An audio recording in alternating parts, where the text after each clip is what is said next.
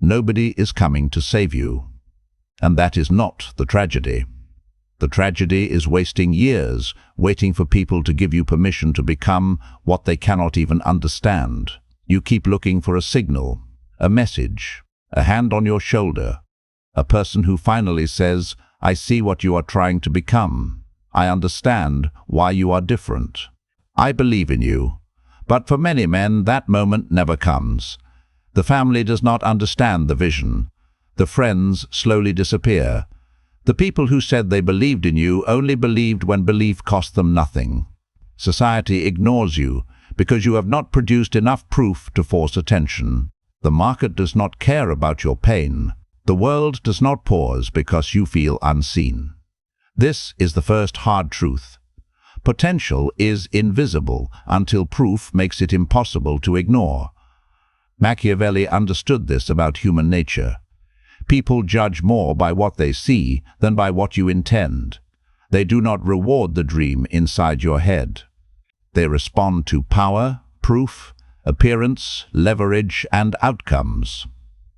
So when no one comes for you, life is not simply hurting you. Life is informing you. It is showing you who disappears when your path becomes difficult. It is showing you who supports you only when your ambition is comfortable for them. It is showing you who needs you small enough to understand, predictable enough to accept, and weak enough to control. And once you see that, you face one question. Will you collapse into resentment, or will you become your own authority? Because the unsupported man has only two futures. He becomes bitter about who did not come, or he becomes undeniable by building what no one can dismiss. Most men do not fail because they lack desire. They fail because they keep waiting for emotional permission. They want to feel understood before they act. They want approval before they commit. They want a crowd before they build. They want belief before they have evidence. That is not ambition. That is dependence wearing the mask of ambition. A man can say he wants power, freedom, money, respect, and status, but if he still needs everyone to approve of his direction before he moves, he is not free. He is still asking the room for permission to become himself, and that room may never give it. Your family may love you and still not understand you. Your friends may care about you and still be uncomfortable with your growth. People may want the best for you, but only within the version of you they already know how to handle. This is why waiting to be understood is dangerous. The more unusual your path, the less early support you should expect. If your ambition makes people confront their own surrender, they will not always encourage you. Sometimes they will call you unrealistic, because your discipline exposes their excuses. Sometimes they will call you arrogant because you stopped explaining yourself. Sometimes they will say you changed because the old version of you was easier to access, easier to predict, easier to influence. Do not be shocked by this. Human loyalty is often conditional. Affection is not always alignment. Familiarity is not always support, and belief is rarely given before proof. So stop treating their silence as a mystery. It is not a mystery. It is the price of becoming something they cannot yet measure. The dangerous part is not that no one came. The dangerous part is what your ego does with that fact. Some men turn abandonment into identity. They repeat the same story for years. No one helped me, no one believed in me, no one supported me, no one gave me a chance. Maybe they are right. But being right about abandonment does not make a man powerful. It can make him accurate and still weak. Because if your entire life becomes organized around who did not come, then their absence still controls you. Their disbelief becomes your excuse. Their silence becomes your prison. Their failure becomes the center of your personality. That is not independence. That is dependency in reverse. You are still attached to them, only now through resentment. The stronger man makes a different move. He looks at the empty room and says, "What can I build anyway?" That question changes everything. Because something always remains.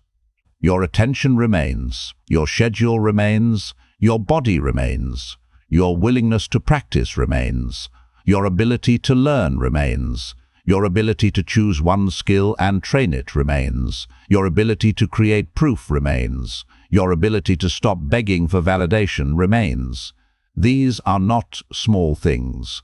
These are the first territories of power. Before a man commands money, people, reputation, or opportunity, he must command what is closest to him: his time, his body, his focus, his emotions, his word, his daily law. The unsupported man must mature faster because he does not have the luxury of being carried. He cannot depend on someone else to enforce his standards. He cannot rely on a powerful network to open every door. He cannot assume money will soften every mistake. He cannot hide behind a family name, a social circle, or someone else's reputation. He must learn the ugly mechanics of life earlier. How to wake up when no one is watching. How to work when no one praises. How to learn when no one teaches. How to sell when no one knows his name. How to recover from rejection without emotional collapse. How to protect money because no one else is paying the bill. How to create trust in a world that does not trust intentions. This is brutal. But if he does not break, it becomes an advantage. Supported men often inherit comfort before they develop command. Unsupported men, if they convert the pain correctly, develop command before comfort. And command built in discomfort is difficult to remove. This is where abandonment becomes initiation. Not because pain is noble by itself. Pain alone is not noble. Pain can make a man resentful, reactive, manipulative, passive, cruel, and addicted to blame. Struggle does not automatically create strength. Isolation does not automatically create wisdom. Being misunderstood does not automatically make you superior. The difference is conversion. What did you build while alone? That is the only question that matters. Did isolation make you disciplined or only bitter? Did silence make you productive or only self-pitying? Did rejection make you strategic or only afraid? Did lack of support make you resourceful or only resentful?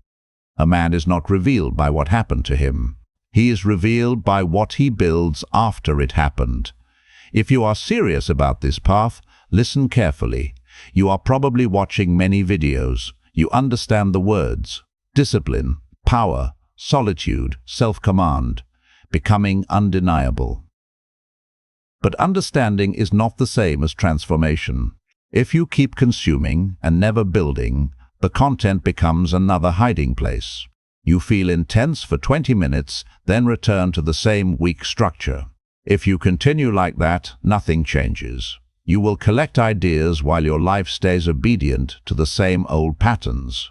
Inside my Patreon, I go deeper into the private work behind these ideas, the sharper breakdowns, the exclusive lessons, the material I do not release publicly. It is for men who are serious enough to stop treating philosophy like entertainment and start using it as law. The decision is yours. Power does not live in asking. It lives in making a man choose what strengthens him. Now understand the next stage. There is a moment when support disappears, but results have not arrived yet.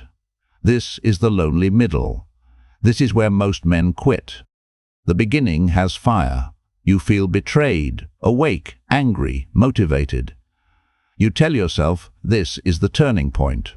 You start training. You start planning. You start cutting distractions. You start believing that this time will be different. The ending has glory. That is what people imagine. The money, the body, the reputation, the respect. The calm look in your eyes when people finally realize you were not delusional. But the middle has silence. The middle is where you have accepted that no one is coming, but you have not yet built enough proof to be respected. You are still working the job you dislike while building after midnight. Your family still thinks it is a phase. Your friends still expect the old version of you to return. The market still does not know you. Your bank account still does not reflect your ambition. Your body still does not match your standard. Your skill is improving, but not enough to dominate. Your reputation is forming, but not enough to protect you. You are between worlds. You have changed too much to go back, but not enough to be honored. That is the lonely middle. And this stage is dangerous because there is no applause to confirm your identity. The old circle does not understand you. The new circle does not exist yet. The market does not trust you yet. The money is not stable yet. The proof is not strong yet. The man you are becoming has not fully arrived, but the man you used to be no longer fits. This is where your weak identity tries to return. It whispers, maybe they were right. It says, maybe this is pointless. It says, maybe I am not built for this. It says, maybe I need more support before I continue. No. The lonely middle is not evidence that you are failing. It is evidence that you are between identities. The old identity is dying. The new identity is not yet undeniable. And in that space, a man discovers whether his ambition is real or theatrical. If you only work when people watch, your ambition is performance. If you only believe when people encourage you, your ambition is dependence. If you only move when you feel powerful, your ambition is mood-based.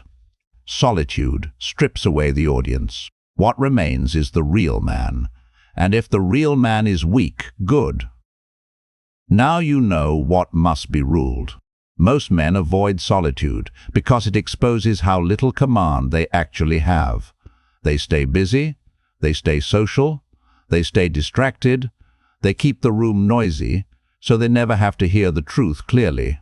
But the unsupported man cannot afford that. He must enter the quiet and let it expose him, not to shame him, to train him. In solitude, you meet your laziness without excuses. You meet your fear without decoration. You meet your craving for approval without the crowd to hide it. You meet your dependency on distraction. You meet your weak promises. You meet your lack of skill. You meet your lack of proof. You meet the fact that your life has no internal law strong enough to command you when emotion disappears. Good. That is the point. Solitude reveals the enemy inside the gates. A man who cannot sit alone with the truth will always run back to people who keep him comfortable. He will return to conversations that waste his time because silence feels too heavy. He will return to habits that weaken him because discipline feels too cold. He will return to explaining himself because building proof feels too slow. But power is built in the places where comfort cannot survive. This is why the unsupported man must stop living by emotional weather. He cannot wake up and ask, "Do I feel motivated today?" He cannot ask, "Does anyone believe in me today?" He cannot ask, "Do I feel confident enough?" He cannot ask, "Did the world give me a sign?" Those are weak questions. The stronger question is this: what is the law? The law says wake up. The law says no phone in the first hour. The law says train the body. The law says do the deep work block. The law says practice the skill. The law says build proof. The law says contact the market. The law says track the money. The law says review the day. The law says review the day. The law does not care if you feel supported. That is why it works. Emotional dependence says, I act when I am filled. Discipline says, I act because this is the standard. Emotional dependence says, I need someone to keep me going. Discipline says, I keep going because I gave myself a law. This is how a man becomes his own authority. not by pretending he has no pain, not by becoming numb, not by shouting affirmations into a life with no structure. He becomes his own authority by building a system stronger than his mood. If no one is coming, your structure must come. If no one is pushing you, the calendar must push. If no one is judging you, the evening review must judge. If no one is building you, your daily output must. This is where bitterness begins to die. Bitterness needs inactivity to survive. A man who is building has less time to worship betrayal. A man who is training has less time to rehearse abandonment. A man who is producing proof has less time to beg for belief. Action does not erase pain immediately, but it changes your relationship to pain. Pain stops being the throne, it becomes fuel, and fuel is not worshipped. Fuel is burned, so burn it. Burn the silence into skill, burn the doubt into output, burn the betrayal into standards, burn the loneliness into concentration. Burn the lack of support into a reason to become so useful, so disciplined, so difficult to dismiss that the world is forced to negotiate with your proof. Machiavelli understood that power gained through others is unstable. If your confidence depends on praise, it can be taken. If your direction depends on approval, it can be delayed. If your identity depends on being understood, it can be controlled. But what you build through discipline becomes harder to steal. Your body cannot be argued with. Your skill cannot be dismissed forever. Your proof speaks before you do. Your money gives you options. Your reputation enters rooms before your face does. This is why the unsupported man must become dangerous with his time. Not violent, not reckless, not loud. Dangerous because he no longer leaks his life into distraction.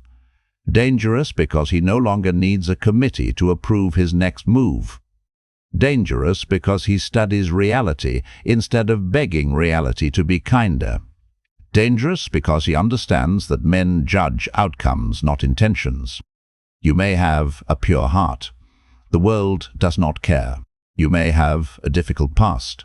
The world does not care. You may have been misunderstood. The world does not care. The world begins to care when your output creates consequences. This is not fair. It is real. And reality is the only material power can be built from. At first, you are unsupported. Then you become disciplined. Then discipline becomes skill.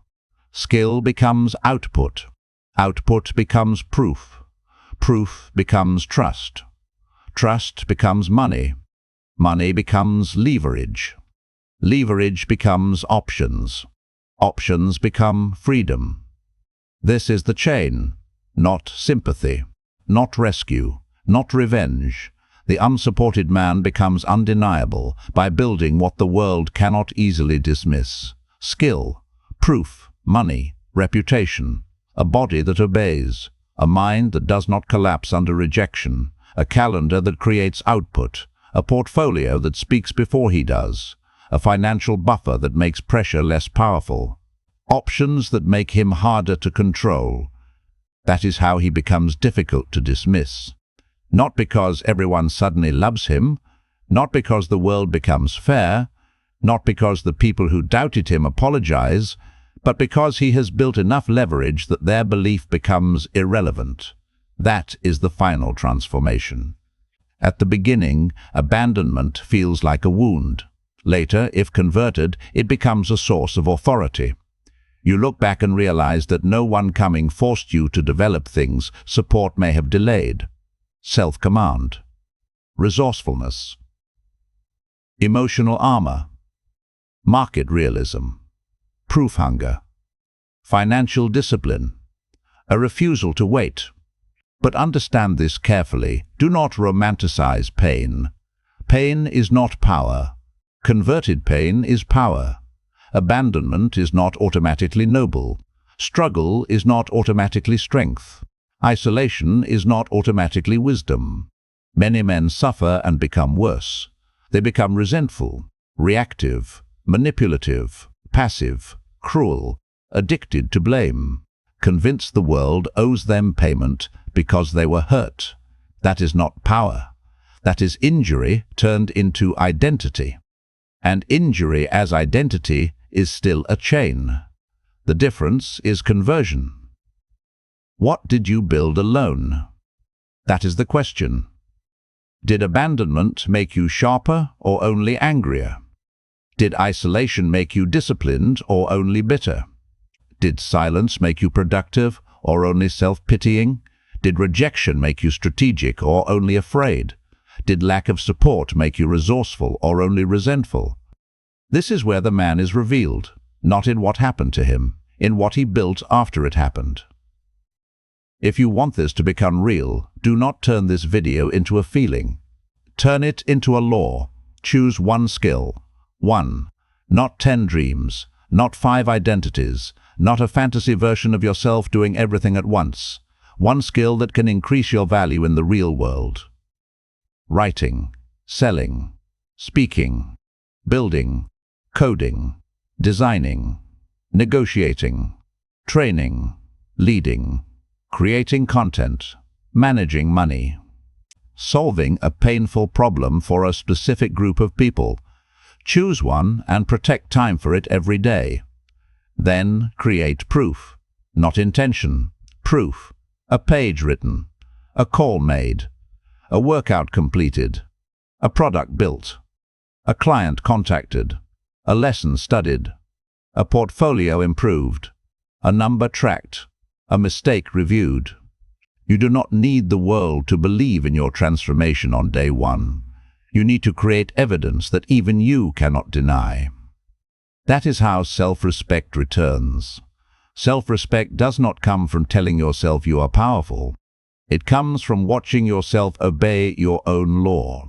Every time you do what you said you would do, you create internal authority. Every time you break your word to yourself, you weaken it.